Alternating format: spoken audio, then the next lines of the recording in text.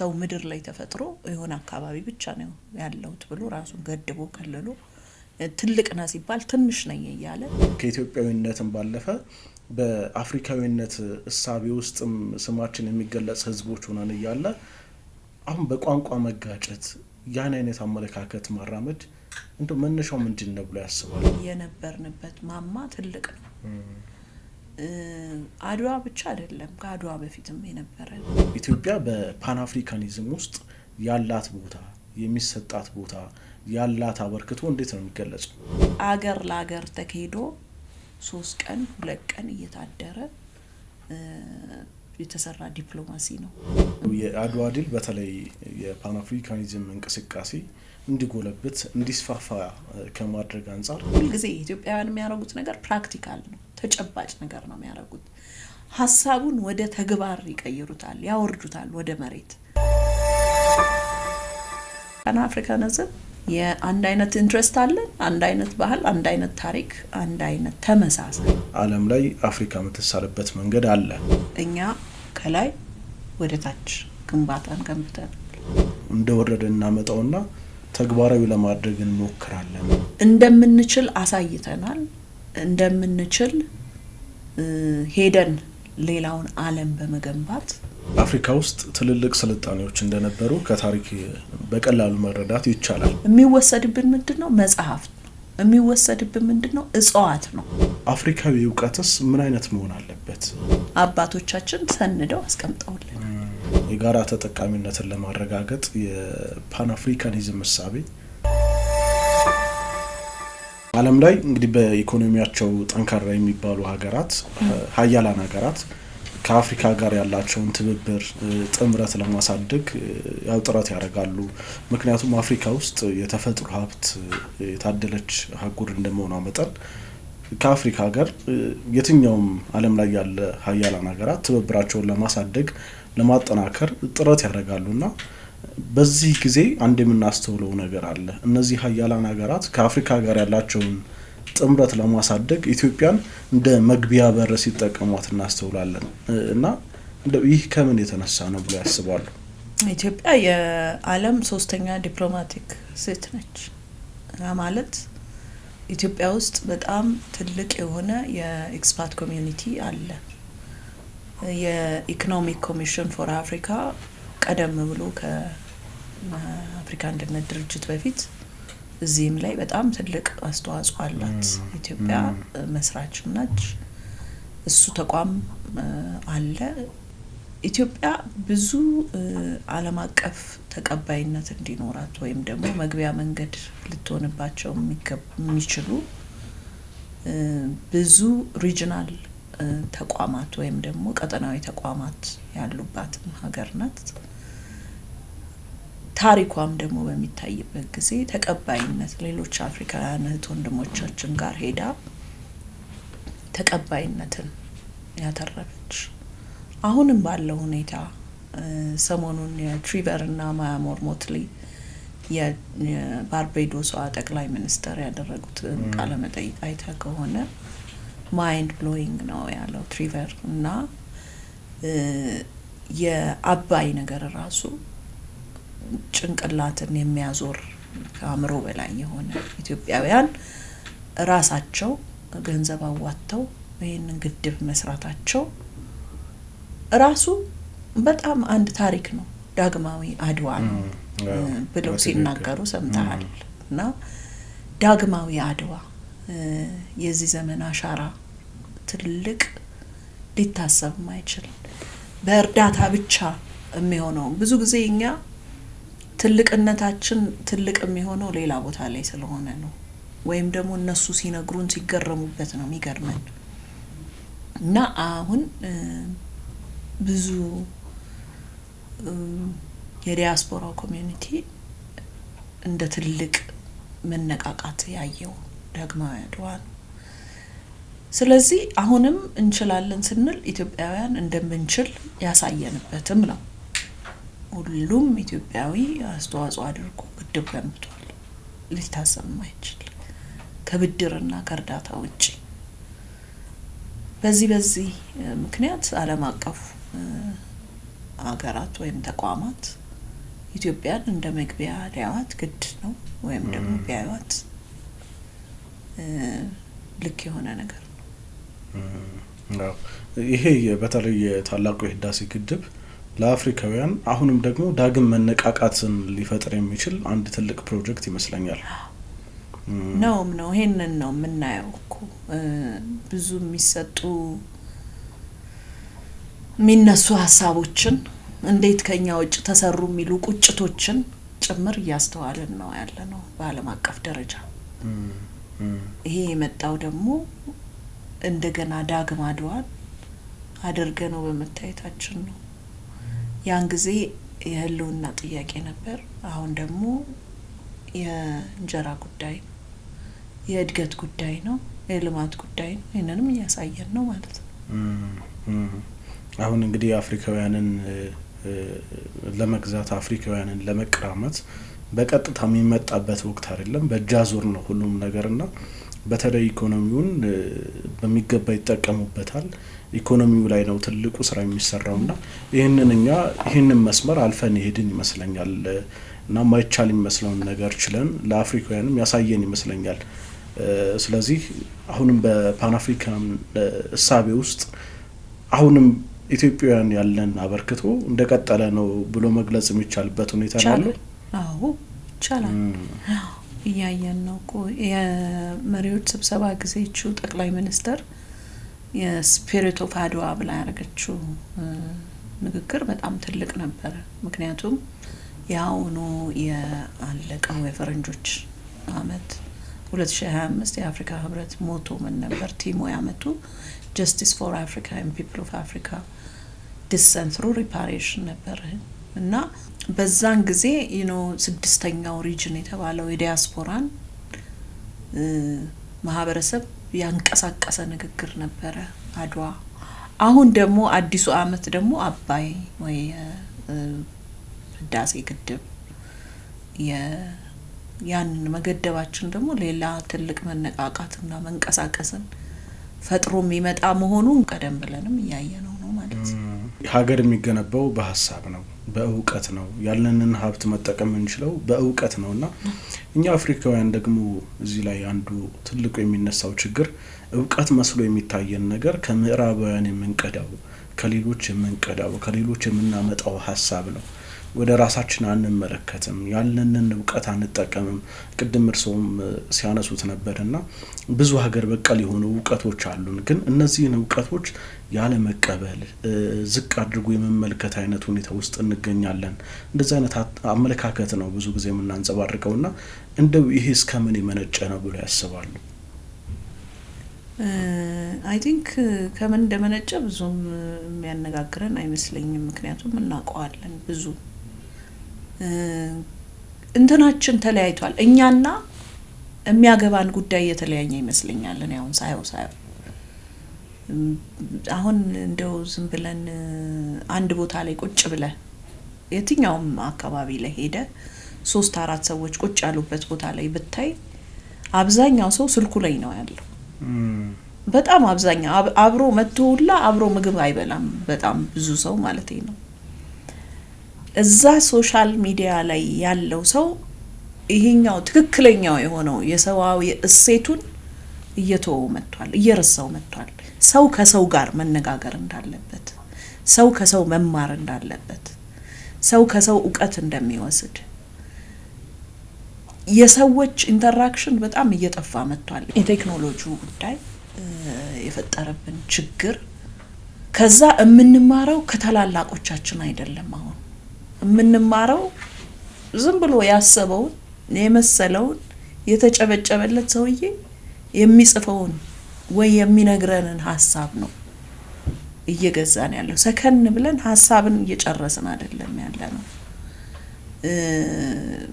ምናልባት እንግዲህ አለባበሳችን ግማሽ እርቃን ወደ ማረክ ከሄደ ልጆቻችን ላይ በአብዛኛው የምናየው ነገር ያ ኢንፍሉዌንስ የመጣው ከቆላማው የኢትዮጵያ ክፍል አይደለም።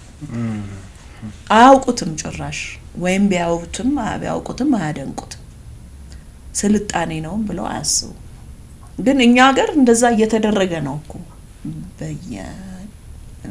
በየክልል አካባቢ በመተሄድበት ጊዜ ሰው የመሆን ቫልዩአችንን እያጣ ነው መተናል። ሁለተኛ ነገር እንደምንሰረቅ እየተነገረ እንግሊዝ ሀገር ብትሄድ አንድ ሙዚየም ያለው ሰው አውቃለሁኝ እኔ አለባቸው ደሳለኝ የሚባል ጨረታ እየተጫረተ ኢትዮጵያን ገንዘቦች ይሰበስባል። ኢትዮጵያውያን ሌላው ዓለም በሻይ ቅጠልና በጨው እየተገበያዩ ሳንቲም ነበረንኛ። በኢዛና ጊዜ ኢትዮጵያውያን ገንዘብ ነበረን። ገንዘብን ጥቅም ላይ ያዋለን ህዝቦች ነን። ቀድመናል። ቀመሮችን ሲታይ እንግዲህ የቀመር ተመራማሪዎች ኢትዮጵያውያን ቀደምት ናቸው። ስለዛ ለመመራመር መተው መጽሐፍቶቻችንን ይወስዳሉ። በሚደረጉ ግጭቶች ላይ በንጉሠ ነገሥት አጼ ዮሐንስ ጊዜ አጼ ቴዎድሮስ ጊዜ ነገስታቶቻችንን ግጭት በሚደረግበት ዘመን እና ጊዜ ጀምሮ ከሲሲኒዮስ ጊዜ ጀምሮ የሚወሰድብን ምንድነው? መጽሐፍት ነው። የሚወሰድብን ምንድነው? እጽዋት ነው። እኛ አሁን ጤፋችንን ክሌም ማድረግ አልቻለም። ቡናችንን ክሌም ማድረግ አልቻለም። ምንም የራሳችንን ነገሮች ጥቅማቸውን አሁን ለምሳሌ እኛ ሀገር ከጥጥ ልብስ ሲሰራ ጥጡ ለቆዳ ያለው ጥቅም አንፃር ታይቶ ነው። እኛ ግን አንለብሰው። ምግባችን እንደዛ ነው። ስለዚህ አሁን እንዴት ተበላሸብን፣ እንዴት የሌላውን አደነቀን ብለን ለመናገር የምንችልበት ጥያቄውን የምናንሳበት አጋጣሚ መፍጠር ከቻለን ሜቢ የዛን ጊዜ በእንደዛ አይነት ውይይቶች መልሶቹን ማዳበር። በአንድ ጊዜ ደግሞ አይደለም፣ ተከታታይነት ያለው የማያቋርጥ ሰዎች ዲቤት አያደርጉም እኮ አሁን በጣም ትግስታቸው በጣም አጭር ነው። የመራሯጥ በቃ ነገር ነው እንጂ ቁጭ ተብሎ ሀሳብ ላይ እንኳን አይደለም ሌላው ቤተሰብ ሰው ሁሉ ቤት አሁን ልጆችና ቤት አይተከውን ቤት ውስጥ ሲገባ ሰው ሁሉ በየስልኩ ላይ ነው ቁጭ ያለው። እኛ የምንፈራው ድሮ የሚነገረን ማህበረሰብ ላይ ቀውስ እየፈጠረ ነው።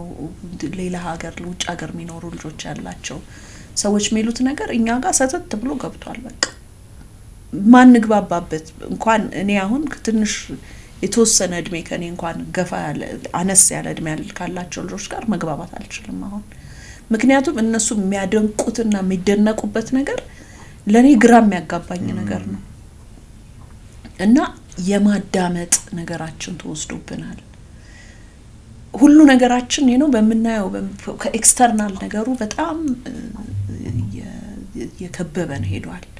ስለዚህ ይሄ ትልቅ ሙቭመንት ያስፈልገዋል ማለት ነው። ትልቅ እንቅስቃሴ የሚያስፈልገው ነገር ነው። ትልቅ በቃ ኃይለኛ ሙቭመንት ያስፈልጋል። ወደ ራሳችን እንድንመለስ እኛ የበለጠነን እኛ የምንሰረቅ እንጂ የምንሰርቅ አይደለንም። ተሰርቆብን ዓለም በሙሉ በእኛ ዕውቀት ለኛ መልሶ እየላከለን ያለው እኛ 16 ፕላኔት እንዳለን ድሮ ጽፎ አስቀምጠዋል አባቶቻችን። ዓለም ግን ገና 13ኛ ላይ ደረሱ መሰለኝ። አሁን ብቻ 9 ሞልቶ 10 ሞልቶ ያቀም ሁላ ዘፈን ሁላ ዘፍነን ነበርኛ ያ ጊዜ 9 በነበረበት ጊዜ ፕላኔት እና አሁን እየጨመሩ ነው እነሱ። እኛ ግን ቀደም ብለን መዛግብቶቻችን ላይ ሰንደን አባቶቻችን ሰንደው አስቀምጠውልን እንዲሁ እየተነሳን ኤክሳይትድ ምን ሆነበት ነገር መኖር አልነበረበትም። ስለዚህ የሌላውን ማድነቅ ከዚህ የመጣ ይመስለኛል። ከዚህም ነው የመጣው ራስን አለማወቅ አለመመርመር የሚያመጣብን ችግር ከኛም አይጠበቅ። እንደው አንዳንድ ጊዜ ዕውቀት ብለን የምናመጣቸው ነገሮች ወይ ዕውቀት ብለን የምንቀበላቸው ሐሳቦች ዞሮ መነሻቸውን ስናያቸው አንዳንዴ እኛ ጋር ሆኖ እናገኘዋለን። ለምሳሌ እንግዲህ ዓለም ላይ ስልጡን የሚባሉ ሀገራት አንዱ መገለጫቸው የዲሞክራሲ ስርዓታቸው ነው። ጠንካራ የዲሞክራሲ ስርዓት ያላቸው ሀገራት እንግዲህ የሰለጠኑ ናቸው ተብሎ ይገለጻል። አንዱ ማሳያም ስለሆነ የዲሞክራሲ ስርዓት ከግሪክ እንደመጣ ነው ሁላችንም የምናውቀው የምንረዳው። ግን የዲሞክራሲ ስርዓት ስናይ ከመገለጫዎቹ መካከል አንዱ ለመሪዎች የጊዜ ገደብ ማስቀመጥ ነው። ይሄን እኛ ከዛሬ 500 ዓመታት በፊት በገዳ ስነ ስርዓት ውስጥ የምናገኘው አይነት ካልቸር ሆኖ ነው ያለው ይሄ። ስለዚህ መነሻው ከኛ ነው ብንል ምንም እንትን አይሆንም። ሌላው መገለጫ ምናልባት የህግ የበላይነት ሊሆን ይችላል።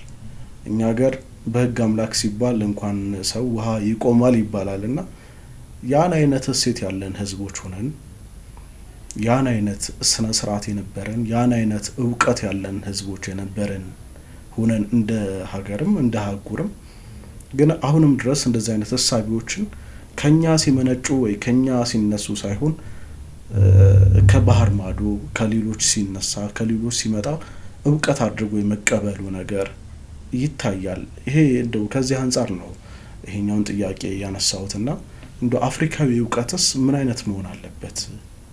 ለአፍሪካውያን የሚመጥን አፍሪካውያን የሚመስልን እውቀትስ ለማምጣት ምን አይነት ስራዎች ናቸው የሚያስፈልጉት? ሙቭመንት ያስፈልጋል። አሁንም ያው አንተ ተናግረዋል፣ ጥሩ አድርገህ ገልጸዋል። ይሄንን መጠየቅ ደግሞ በጣም ትክክለኛ ጥያቄ ይመስለኛል። የሚያስፈልገን ነገር ምንድነው? ያለን እንዴት እንጠቀመው? ማንን ምንድነን? ታሪካችን ምን ይመስላል? ይሄን ጥያቄ አሁን ጭራሽ ያጠፋ ነው አይነት ነገር ነው አሁን ያለው የአፍሪካዊ ማንነት ላይ የምናየው ነገር። ስለዚህ ይሄንን የሚሰሩ የሚንቀሳቀሱ ብዙ ተቋማት ያላቸው ኤንጂኦዎች አውቃለሁኝ እዚህ ላይ የሚሰሩ እዚህ ላይ የሚገዳቸው። በተለይ አሁን ዓለም አካሄዷ ደግሞ ይሄን እንድናረግ የሚያስገድደንም ጭምር ስለሆነ ምንሽኮረመምበት ጊዜ አልፏል። አሁን የሉዓላዊነት ዓለም እየሄደች ያለበትን ሁኔታ እናየዋለን። ብዙ ጥቁር ወንድሞቻችን እኛም ጭምር በዓለም ላይ ቦታ እያጣን እየሄድን ነው፣ እየተገፋን ያለን ነው፣ አታስፈልጉም እየተባለን ያለነው። ስለዚህ ጥቅማችን ብቻ ለምሳሌ የተማሩ ወገኖቻችን አስተምረን መላክ፣ ሐኪሞቻችንን አስተምረን ለሌላው ዓለም እንዲያገለግሉ ማድረግ፣ የተማሩ ጭንቅላቶቻችንን መስጠት ብቻ ሆኗል ስራችን። ስለዚህ ይሄንን ቆም ብለን የምናስብበት ትልቅ እንቅስቃሴ የምናስነሳበት ጊዜ ነው። ይሄንን ደግሞ ማድረግ የምትችለው ኢትዮጵያ ነች።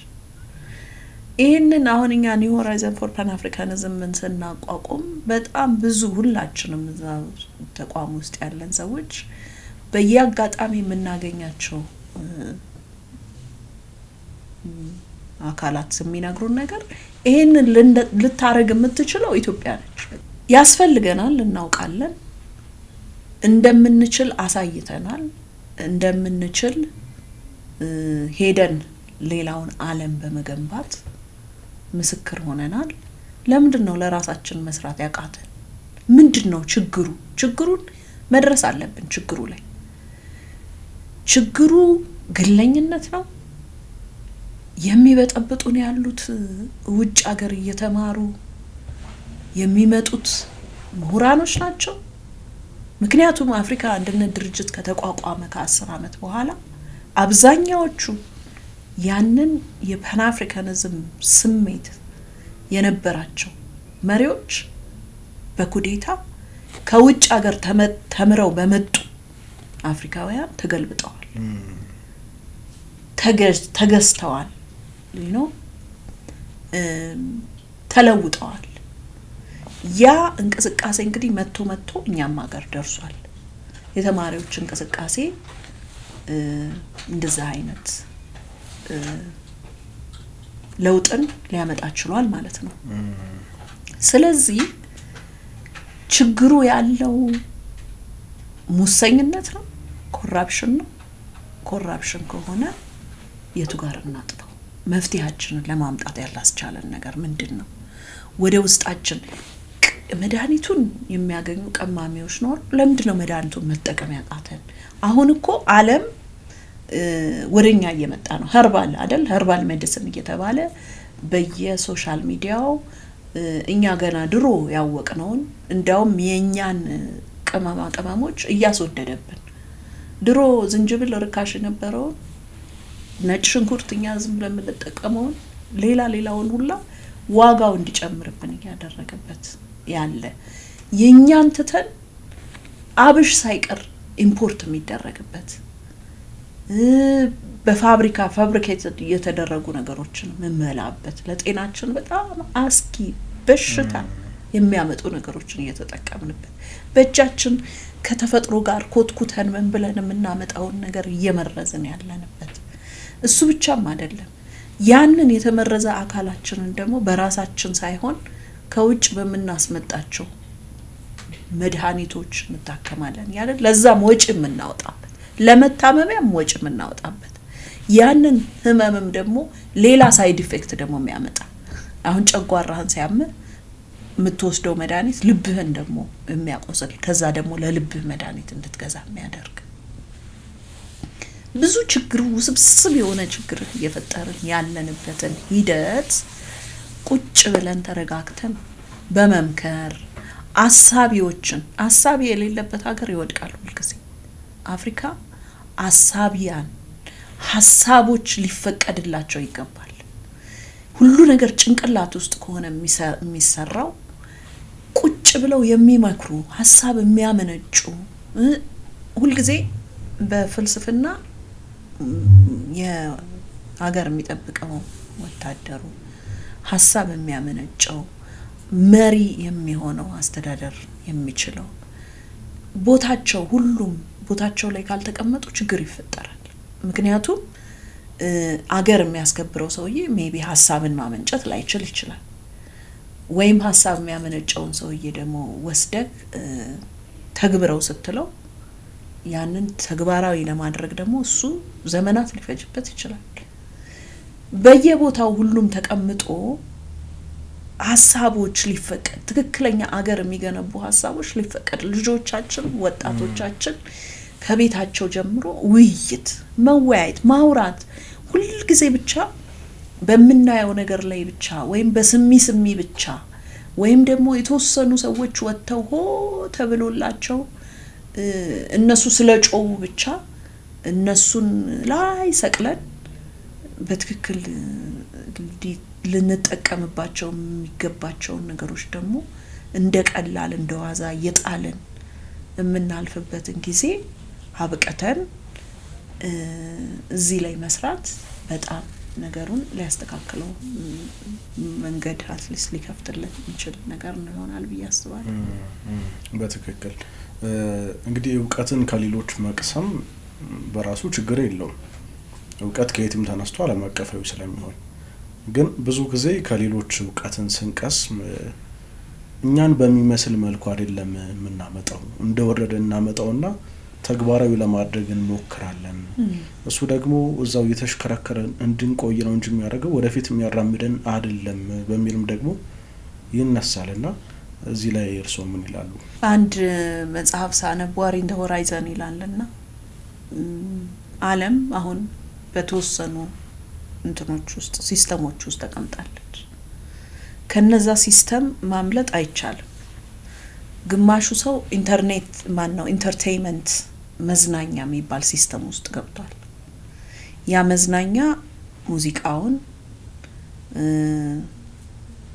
እና ፊልሙን ምናምኑን እንደዛ የሆነውን ነገር ሰው እዛ ውስጥ ብዙ ሰው አይተ ከሆነ አሁን በቃ እዛ ነገሩ እዛ ሰርክል ውስጥ አለ ሌላው ትምህርት ነው ትምህርት ትልቅ ሲስተም ነው ትምህርቱ የተዛባ አገር ወይም ማህበረሰብ ማቃናት በጣም ነው የሚቸገረው ለምሳሌ የኛ አገር በቀሉ ጥንቶቹ ትምህርት ስትሳሳት የተሳሳትከውን ነገር እያለፍከው አትሄድም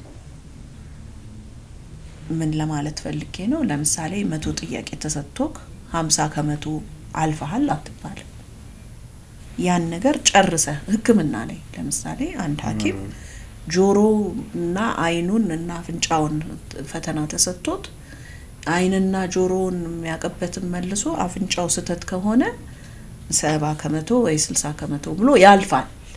ስተቱን ይዞት ነው የሚሄደው። እኛ ጋር እንደዛ አልነበረም ትምህርት። ያንን ያልጨረስከውን ነገር ጨርሰ መጽሐፍ ሲቆጥሩ ምን ሲሉ ለምሳሌ ያንን ፖርሽን ጨርሶ ነው ወደ ቀጣዩ ስቴፕ የሚሄደው። በቃ ጨርሶ አውቁት ነው። ህክምናችንም ላይ እኛ ጋር እንደዚህ ነው። የባህል ድሮ ጥንታዊው ህክምና የሚያውቁ ሰዎች ጉሮሮ ሲቆስል ዝንጅብል መታኘክ ከሆነ ዝንጅብሉ መድኃኒት፣ ወይ ፌጦ የምትግሞጥሞጥ ከሆነ ፌጦ ያድናል። በቃ አለስ ሌላ ፕሮብለም ከሌለ ተጨማሪ እንጂ ቴትራሳይክሉን ሞክረውና እሱኛው ካላሻለ ኦግመንቲን አዘልሃለሁ አይደለም የነበረን ዕውቀት። ስለዚህ ትምህርታችንም እዛ ሲስተም ውስጥ ገብቷል ማለት ነው። ፖለቲካ the same thing ነው። ፖለቲካ is a system። ሁሉም ተነስቷውን ፖለቲከኛ ሆኗል። እኔ ለምሳሌ የሚያገባኝን ነገር ብቻ ነው የምሰራው። እኔ ፖለቲከኛ አይደለሁም። ስለ ፖለቲካ የኔ ስጦታ ነው ብዬ አላስብም ፖለቲከኝነት፣ ወይም ደግሞ ፖለቲከኛ የመሆን ፍላጎትም የለኝም። ተነስቼ ፓርቲ አቋቁሜ በዚህ ጋር ነው በዛ ጋር ነው እያልኩኝ ልተነትን አልችልም። ስለዚህ የሚያገባኝ ቦታ ነው የምቀመጠው ማለት ነው። አሁን ፖለቲካ በማያገባቸው ሰዎች እንደ ቀልድ ሰዎችን ደም እንደሚፈስ ሳይሆን እንደ ቀልድ መተው ምንም የማያረጉ ሰዎች ፖለቲካን ሰዎችን ለማጋጫት ወይ ደግሞ በማይጠቅም መልኩ ሲተገበር እናየዋለን። ሲስተም ነው ፖለቲካ፣ ሲስተም ነው። ኢኮኖሚ ይሄ ራሱ አንድ ሲስተም ነው። ያንን ነገር ማወቅ ያስፈልጋል፣ ጠንቅቆ መረዳት ያስፈልጋል። ከዛ ከነዚህ ሲስተሞች ውስጥ ደግሞ እንዴት አድርጎ እነዚህ ሲስተሞች ለራስ ጥቅም ማዋል እንደሚቻል ያን ጊዜ ምሁራኑ ሊቃውንቱ ቢመክሩበት፣ ምክረ ሀሳብን ቢያቀርቡበት፣ እዚህ ላይ ቢሰራ አፍሪካ ሁሉ ጊዜ ነው መሪዎች ስብሰባ ይደረጋል፣ ጥሩ ነው። አትሊስት አንዴ መሰብሰባቸው፣ አንዴ እንደው ሰብሰብ ብለው ራሱ መነጋገራቸው እኔ እንደ ጥሩ ነው የምወስደው። ምክንያቱም ባይሰበሰቡስ ኖሮ ባይገናኙስ ኖሮ ምንድነው የሚጠቅመው ነገር? ምክንያቱም እኮ ዓለም አቀፍ በመንሄድበት ጊዜ እንደ ሀገር ፌስ የምናረጋቸው ነገሮች አሉ እንደ አፍሪካውያን። አሁን ለምሳሌ ሴኩሪቲ ካውንስል ውስጥ ፐርማነንት ሲት ይሰጠን እያለን እንናገራለን። ፐርማነንት ሪፕሬዘንታቲቭ የላትም አፍሪካ። ያንን ብናረግ ምንድነው የሚጠቅመን? ሳንክሽን እንቀንሳለን። ዝም ብሎ ተነስተው ማዕቀብ አይጥሉብንም። ብድርን በተመለከተ ብዙ ነገሮችን እናረጋለን። ስለዛ ጉዳይ እንኳን አንዴ ሰብሰብ ብሎ ለመናገር ቢያንስ ናይጄሪያ ብትኖር ስለ ኢትዮጵያ ትከላከለች፣ ኢትዮጵያ ብትኖር ስለ ሳውዝ አፍሪካ ሀሳብ ትሰጣለች። እንደዛ አይነቶቹን ነገሮች ምናጎለብትባቸው አህጉራዊ ጥቅማችንን ምናስከብርባቸው ነገሮች ምናረግበት ሁኔታ ስለሆነ እሱ ጥሩ ነው። ግን ደግሞ በተለይ የአፍሪካ የሲቪል ማህበረሰቦች በጣም ደክመዋል። ኤንቫይሮንመንቱም አስቸጋሪ ነው። ግን ደግሞ እነሱ እንዲጠነክሩ ግን ደግሞ ባለው ሁኔታ ቢሆን እነዚህ አካላት ተጠናክረው ይሄንን ምክረ ሀሳብ ማቅረብ ግዴታ ይሆናል ማለት ነው። አለበለዚያ አንተ እንዳልከው ፖለቲካችንም ኮፒ ፔስት ሲስተሙ፣ ትምህርታችንም ኮፒ ፔስት ሲስተሙ፣ ሌላውም ነገራችንን በሙሉ እያመጣን ኮፒ ያረግን እዚህ ዳምፕ ማረጊያ ከሆነን እና በራሳችን መንገድ ቀርጸን መሄድ ካልቻለን እንደ አፍሪካ የሚያስኬደን ነገር አይሆንም። ወይም ደግሞ መንፈጥራቸው አሁን መጡ የአይደንቲቲ ክራይሲስ፣ ሜንታል ኢንስሌቭመንቱ፣ ኒዮ ኮሎኒያሊዝሙ በጣም አቢዩዝ እያደረገን ባለበት ጊዜ ውስጥ እዚሁ እነዛ ልጆች ከፈጠርናቸው ጉዳቱ በጣም የሚያመዝን ነው የሚሆነው። እንግዲህ የትልቁ የአፍሪካ ችግር መረጋጋት አለመኖር፣ የሰላም እጦት፣ ግጭት የሚሉት ነገር ናቸውና በተለይ ኢትዮጵያ የእርቅ ስነ ስርዓቶች የእርቅ ስነ ስርዓት ላይ ትኩረት የሚያደርጉ ሴቶች ባለቤቶች ነን። የትኛውም አካባቢ ብንሄድ ችግሮችን በእርቅ የመፍታት በሽምግልና የመፍታት እንደዛ አይነት ልምምዶች አሉን። ይሄ ብቻ ሳይሆን ሌሎችም በርካታ ሴቶች አሉን። እነዚህን ጠቃሚ የሆኑ እሴቶች አፍሪካውያን እህት ወንድሞቻችን እንዲያውቁት ከማድረግ አንጻር እንዲሁ ደግሞ ፓን አፍሪካኒዝም ደግሞ የሚጠናከርበት አይነት ሁኔታ እንዲፈጠር ወይ ደግሞ ለሱ ግብዓት እንዲሆን ከማድረግ አንጻር ምን አይነት ስራዎች ናቸው የሚጠበቁብን? እስካሁንስ ደግሞ የተጀማመሩ የተሰሩ የተሞከሩ ስራዎችም ካሉ ማንሳት ከቻለ? አዎ አሉ። ሴሌብሬት አፍሪካ የሚል ፕሮግራም ላይ ዘንድሮም አክብረዋል።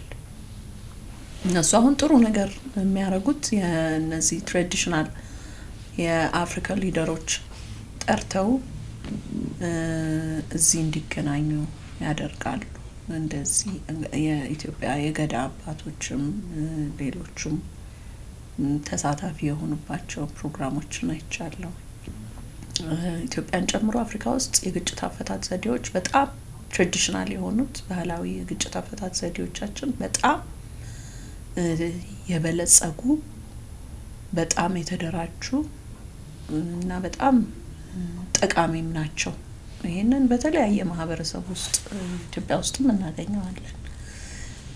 ምክንያቱም ሽማግሌዎች ተቀምጠው ቀናትን ፈጅተው ተሰባስበው መክረው ግራ ቀኝ ያለውን አፊኒ የሚባል የሲዳሞን ግጭት አፈታት እንደዚህ ብለን ብናይ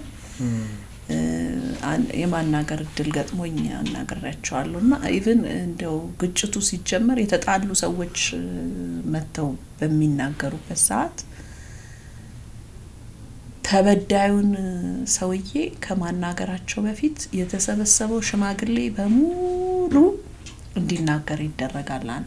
ያ የሚደረግበት ያ እሳት የሆነው ስሜቱ ያ ሁሉ ሰው ተናግሮ ሲጨርስ ይሰክናል። ሰውየው ታይም እየሰጡት ነው፣ ጊዜ እየሰጡት ነው ማለት ነው። ወርቅ የሆነ ነው። አሁን ይሄ እንዲህ አይነት በጣም ብዙ ኦልሞስት ሁሉም ባህል ውስጥ እንዲህ አይነት ነገሮችን እናገኛለን። እኛ ግን አሁን ያለው ወጣት ግን ሪሊ ይሄንን ይቀበለዋል ወይ? ቫልዩ ያደርገዋል ወይ? ቫልዩ እንዲያደርገው ምን ተሰርቷል? መሬት ያሉት በደንብ አድርገው ይሄንን ነገር ይጠቀሙበታል በአብዛኛው። አሁን አባገዳዎቹ ለምሳሌ ከተለየ ኢቨን ኬንያ ውስጥና ኢትዮጵያ ውስጥ ያሉት እንኳን ተገናኝተው ብዙ ሰረሞኒዎችን አብረው ያሳልፋሉ። መሬት ላይ ያሉት ማህበረሰብ ይሄንን ያውቀዋል፣ ይጠቀምበታል ግጭትን ለመፍታትም። ግን ከፍ አድርገን እነዚህን እሴቶች ደግሞ ለማሳወቅም ጭምር ሪሰርቾች የሚሰሩ ሰዎች ብዙ ሪሰርች እየተሰራበት አይደለም። ብዙ ዶክመንተሪዎች አይሰራባቸውም። ማህበረሰቡ እንዲያውቀው ብዙ እየተደረገ አይደለም። ግን ደግሞ አንድ ኤክስፒሪየንስ ለመናገር ሩዋንዳ ጄኖሳይድ ሙዚየምን የማየት እድል ገጥሞኝ አይቻለሁና ከጦርነቱ በኋላ በጣም ሪኮንሲሊዬሽኑ ረጅም ጊዜ ፈጀ ነበር የነበረው። ይህንን ሪኮንሲሊዬሽን ወይም ደግሞ የእርቅ ሁኔታ ለማድረግ ምክንያቱም ጦርነት ስንል ጦርነት በሰዓቱ በጊዜው በወቅቱ የሚፈጥረው ችግር ብቻ ሳይሆን አያቋርጥም። የተደፈሩ ሴቶች አሉ፣ አባት የሌላቸው የሚወለዱ ልጆች አሉ፣ የኤችአይቪ በሽተኛ የሆነው ወይም ደግሞ እንደዚህ አባላዘር በሽታ የሚይዛቸው ሰዎች አሉ፣ ትሮማ ውስጥ የገቡ ሰዎች አጠገባቸው ወላጆቻቸው ሲገደሉ ምናምን እንተላለ አካላቸው የጎደለ ሰዎች አሉ። እነዚህ ሁሉ ሰዎች አብረው ነው የሚቀጥሉት። አንድ ጎሳ ከአንድ ብሔር ከአንድ ብሔር በሚጣሉበት ጊዜ ሁለቱ ብሔሮች ጎረቤት አማቾች ሆነው ለመኖር ለምሳሌ ሁቱና ቱትሲ ጎረቤት አማቾች ሆነው ለመኖር ከዛ በኋላ ጦርነቱ ፊዚካሊ ሆነው መገዳደል ካቆመ በኋላ በጣም የሚቸግር ነገር ነው። ምክንያቱም ወላጁን የገደለበት ወንድሙን የገደለበት ሌላ ሰውዬ ጋር ነው አብረህ ኑር የምትለው። ስለዚህ እነሱ ያደረጉት ነገር ምንድነው? ይሄንን ባህላዊ የግጭት አፈታት ዘዴዎች ተጠቅመው ነው በጣም ለረጅም ጊዜ ሪኮንሲሊየሽን የሰሩት። አሁን ሩዋንዳ ውስጥ ዘር መጥራት አይቷኔ ሁቱኔ ቱሲኔ ልትላትች ምክንያቱም ያመጣባቸውን ቀውስ ስለሚያውቁት ማለት ነው። ስለዚህ ለእነዚህ የግጭት አፈታት ዘዴዎች በተግባርም ማለት ነው ይሄ የሪኮንሲሊየሽን እና የኮንፍሊክት ሪዞሉሽን ሜካኒዝሞቻችን ላይ በጣም አፍሪካዊ የሆኑት እሴቶች ጥቅምም ላይ ውለው ውጤታማም ሲሆኑ ጭምር የታየበት ሁኔታ በተጨባጭ ማለት ነው። አፍሪካ ውስጥ ትልልቅ ስልጣኔዎች እንደነበሩ ከታሪክ በቀላሉ መረዳት ይቻላል። በአንድ ወቅት ከነበሩት ዓለም ላይ ከነበሩት 3 ትልልቅ ስልጣኔዎች መካከል አንዱ የኢትዮጵያ ስልጣኔ ነበር ይባላል። ይሄ ማለት እንግዲህ አፍሪካውያን ዓለም ላይ ተጽዕኖአቸው ከፍ ያለ ነበር። ይህንን ስልጣኔ ግን ማስቀጠል አልቻልንም። አሁን እንደሚታወቀው ዓለም ላይ አፍሪካ የምትሳለበት መንገድ አለ። አፍሪካን ኋላ ቀር አድርጎ የማየት እንደዚህ አይነት ሀሳቦች አሉ እና ያን ስልጣኔያችንን ማስቀጠል ያልቻልነው ወይ ደግሞ ያ የስልጣኔ ጉዟችን የተገታው በምን ምክንያት ነው ብሎ ያስባሉ? ስልጣኔ ምንድነው ልጠይቅ? ስልጣኔ እንግዲህ ዓለም ላይ አሁን የምናየው በኢኮኖሚያቸው ያደጉ ሀገራት አሉ። በስርዓታቸው የፖለቲካ ስርዓታቸው ሊሆን ይችላል፣ የኢኮኖሚ አቅማቸው ሊሆን ይችላል፣ በእውቀትም ደግሞ የደረሱበት ደረጃ አለ። እነዚህ አይነት መመዘኛዎችን ወይ እነዚህን አይነት ፓራሜትሮች በግንዛቤ ውስጥ አስገብተን ለማውራት ያህል ነው። አዎ ስልጣኔ አንጻራዊ ነው። ስልጡን ማን ነው፣ የሰለጠነ የምንለው ማንን ነው የሚለው አንጻራዊ ነው አሁን ያለው ነገር። ምክንያቱም ለዛ ነው እንደ ሀሳብ ማንሳት የፈለኩት። ልክ ነው አፍሪካ ውስጥ በጣም የሰለጠኑና ትልቅ ሲቪላይዜሽን ነበረ፣ ኢትዮጵያን ጨምሮ ብዙ ስርዓቶችን የቀረጹ እንደው ወደ ኋላ ብንሄድ ፈረስና አህያን አዳቅለው በቅሎ የፈጠሩ የኛ አባቶች ናቸው፣ ኢትዮጵያውያን ናቸው። ብዙ ስልጣኔዎችን ማንሳት እንችላለን። እንደው ጠቀስ ለማድረግ ያህል በአፍሪካ ውስጥ የኪንግደም ኦፍ ኩሽ የሚባለው የኑቢያን ስልጣኔ ማንሳት እንችላለን። አሁንም ድረስ በግንባታ ዓለም ያልሰራውን የሰሩ ኢትዮጵያ ውስጥ እኛ ከላይ ወደ ታች ግንባታን ገንብተን እንደ ላሊበላ። ዓለም አሁን ከታች ወደ ላይ ነው አይደል የሚገነባው? እኛ ግን ከላይ ወደ ታች ግንባታን ገንብተናል። በስነ ጥበብ በኪነ ጥበብ በዚህ በኪነ ህንጻ በሁሉም አንጻር ስናይ ለምሳሌ የጋና ኪንግደምን ላንድ ኦፍ ጎልድ ተብሎ ከሳውዝ ወርቅን እያመጡ ከኖርዝ ደግሞ ጨውን እያመጡ የሚገበያዩበት በጣም ትልቅ የነበረ ኪንግደም ነበር። የቲምቢክቱን የማሊን ስልጣኔ ማንሳት እንችላለን። በዓለም ላይ ማንሳ ሙሳ የሚባለውን ሰውዬ የሚያክል ባለሀብት በታሪክ ውስጥ የለም የሚባልለት ማለት ነው። በጣም ትልቅ የነበረ ስልጣኔ የነበረበት ነው። የሶንጋ ኢምፓየርን ማንሳት እንችላለን። ከ1464 እስከ 1591 የነበረውን ሲቪላይዜሽን ማንሳት እንችላለን። እነዚህ ሰዎች ሲሰለጥኑ ተፈጥሮን አቢዩዝ አያደርጉም ነበር ስልጣኔያቸው ላይ። ምን ለማለት ፈልጌ ነው? አሁን ያለው ስልጣኔ እንግዲህ ዓለም ሰለጠነ ብለን ስንል ለኛ እዳው ለአፍሪካውያን እዳ የተረፈን ለምሳሌ የክላይሜት ጉዳይ ሲነሳ ሁሉ ጊዜ ከሌላው ዓለም የሚለቀቀው ጭስ አፍሪካን እንዴት አፌክት እያደረጋት እንደሆነ ምናይበት ነው። እና የመደነቃችን ወይ ደግሞ ለነገሮች ያለን ግምት ዝም ብሎ እንደ ንፋስ ከላይ ስለሆነ ካልሆነ በስተቀር አፍሪካ ውስጥ እርግጥ ነው የኢኮኖሚው ጥያቄ በልቶ ከማደር ጋር የተያያዘ፣ ጠረጴዛ ላይ ምግብ ከማቅረብ ጋር የተያያዘ ስለሚሆን ችግሩ በጣም ከባድ እየሆነ እየሄደ ነው። ግን በስልጣኔ ደረጃ ስልጣኔ አንጻራዊ ነው።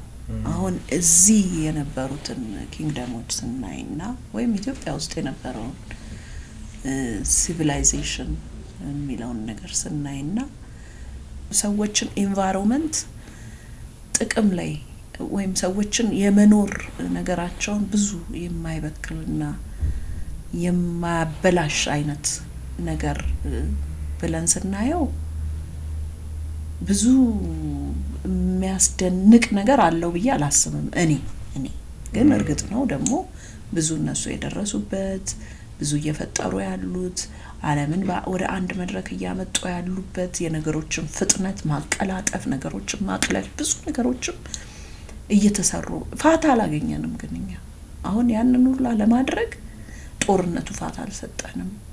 ችግሩ የፖለቲካው የምናምኑ በጣም ብዙ ወከባ አለብን። አሁን የአፍሪካውያን ያን ነገር ረጋ ብለን ለማሰብ ከብዙ ጊዜ ተጫጭኖ የመጣ ችግር ተደበላልቆ በላይ ብለ እየጨመርንበት ትንሽ የምናገኛትን ጭል እንደምንም ታግለን ተፋልጠን ደግሞ እሷን በዚህ ጋር ስንል ደግሞ በዚህ ጋር የሆነ ነገር እየመጣ እየተጨመረበት ትግል ላይ ነው። አሁንም ጭምር ያለንበት ሁኔታ ትግል ነው ለኛ።